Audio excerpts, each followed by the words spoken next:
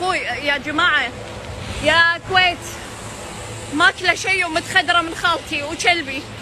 اقول حق المباحث واقول حق الهبيل ودوني، انا مو طبيعيه، لساني متخدر وعطتني سجاير قاعد ادخن، ما ادري ايش سالفتي.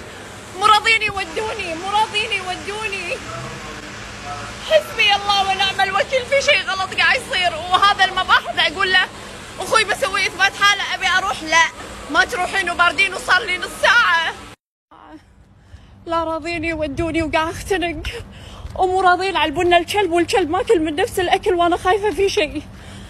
وانا وياه حلجي متخدر، راسي جسمي كلي مو اوكي، ومو راضين يودوني، وما عندي احد وتليفوني متهكر، ومو راضي يطلع لي لا مستشفى وادق عليهم، ماكو فايده، ما شو اسوي.